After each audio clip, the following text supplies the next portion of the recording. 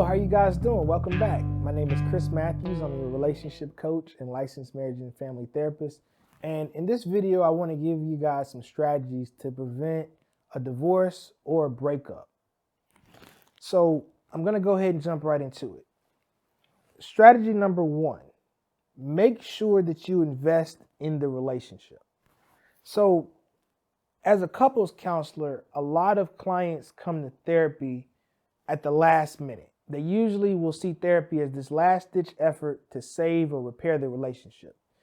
That'll mean for years prior to therapy, the relationship was experiencing low value or low satisfaction. Investing in a relationship looks like making sure that you and your partner are spending time and checking in with each other every day.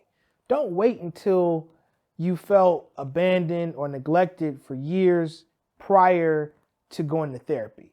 Seek out help sooner rather than later. And that help doesn't always necessarily have to be therapy. Even if you and your partner decide to invest in some online tools and resources, or read books together, or watch YouTube videos like the ones I have on my channel, that's going to be you investing in the relationship. Investments don't need to be a lot of money or time. You can simply invest 10 minutes a day with your partner by looking at some videos or just having discussions about how you feel pertaining to the relationship. Some people will hold off investments when it comes to therapy or self-help materials because they think that the problem shouldn't exist and it'll just magically go away. Your relationship problems won't go away without you putting effort toward them. So the investment needs to be something that's daily and often. Next, in order to prevent divorce and breakups, make sure that you establish rituals and routines. Humans are complex. Sure, we love spontaneity and surprises, but we also rely and depend on security and stability as well. Having the rituals and routines make it easy for you and your partner to connect and stay in tune with each other. One of the rituals and routines that I talk about often pertaining to my own marriage are making sure that I establish time to connect with my wife every single day. Similar to how when you put your phone on the charger at night, you need to charge that marriage back up. Think of your marriage as a battery. It's gonna run low throughout the course of life. There's always some type of gravitational pull, whether it be distractions, work, outside experiences such as friends, family. Something's gonna always be trying to pull you and your partner apart. In order to prevent that pull, make sure that you have rituals embedded into the relationship. It makes it easy. It also will prevent space. It'll also prevent you waking up one day and saying, I don't know what happened. We just fell out of love. Falling out of love with a partner or growing apart is a process. So if it's a process to fall out of love, then you can have the same process to fall in love every single day. The third piece that I want to discuss with you guys pertaining to preventing divorce and breakups: complete relationship assessments. In therapy, I call them check-ins. When a couple comes into my office after a week of not seeing me or any time between session, I immediately start the session by asking them to check in with me. I don't know what I don't know.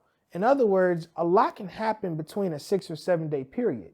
You want to be updated with your partner the same way I, as a clinician, want to be updated with my clients. I don't want to go into the session with a particular plan and I don't understand where that couple or where those clients are at that moment. The same should be for you and your partner. You don't want to walk into the house and not understand where your partner is at. They may have had an experience or be in the middle of an experience that's going to naturally impact you or how they respond to you. You want to gain that information. A really quick check-in that I love to use in therapy is a scaling question. And a scaling question is something very simple. If you go into the doctor's office, I'm sure on your questionnaire you've seen this. They'll have a scale from 1 to 10. 10 being the most of something, 1 being the least of something. So if you come in with your partner or you come into the house and you see your partner, you say, hey, on a scale from 1 to 10, how frustrated or stressed are you? If they say a 10, you now know how to respond. If they say a 1 or a 5, you then can adjust your response to where they are. Another assessment could be just asking your partner simply if you're good. Hey, are we good? Because I feel like I hadn't seen you a lot this week because I know we've been busy. And then from that assessment, you may decide to establish a staycation or a getaway, call the babysitter, or just do a date day. So the assessment gives you an idea of where you are. It's important to know where you are before you can understand where you're trying to get to. Another type of assessment that I love that couples that I share with couples and I love to use in therapy looks like a reflection assessment. So every year on my anniversary, I speak with my wife about what happened that prior year. So we'll go through the photo app on our phone and we'll look through photos, and then that'll give us an opportunity to jog our memory on what that year looked like. So assessing the relationship annually, monthly, daily, sometimes hourly. For a lot of couples that are being, a lot of couples that I treat from infidelity issues, I ask that the couple do a lot of check-ins at the initial phase of therapy because the wounds are deep and they're wide open.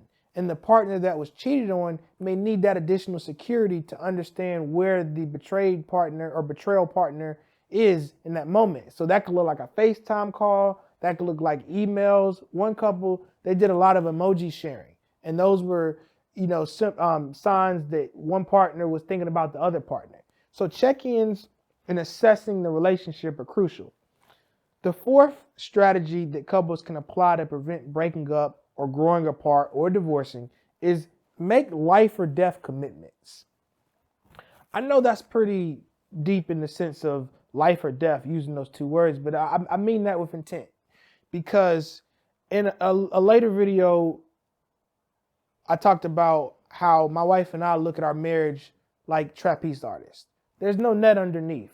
If I was to engage in infidelity, or if she was, or if we did something that betrayed the other, we know that's a death of the relationship right there. So we make sure that those commitments are known up front. That way the standards are there. Some couples will come to therapy and go, Chris, I don't want to feel like there's an ultimatum. Well, there needs to be, right? Because ultimatums give you structure and boundaries. If a partner believes that they can treat you any kind of way, they're going to treat you any kind of way.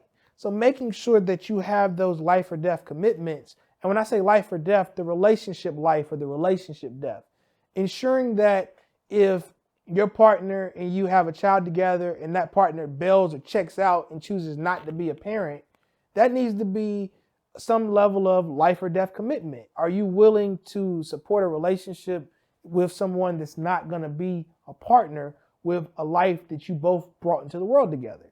That would be your prerogative, but at the end of the day, you want to make sure you know where you stand and what you're willing to tolerate and what you're not willing to tolerate. So those commitments will prevent the relationship from dissolving, because a lot of times, from where I sit as a couples counselor, relationships may already have been dead before you come into counseling. And they're really just looking, the couple are just looking for the therapist to tell them that. Therapists don't tell people what to do. We walk you through the path and then you make your own decisions. But at the end of the day, you need to make sure you know what you're in the relationship for and what would lead to that relationship dissolving.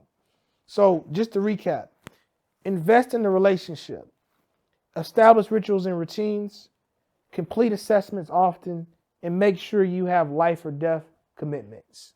My name is Chris Matthews. I'm your relationship coach. Please subscribe to the channel, and I look forward to seeing you on the other side. You can never go back. I gotta take it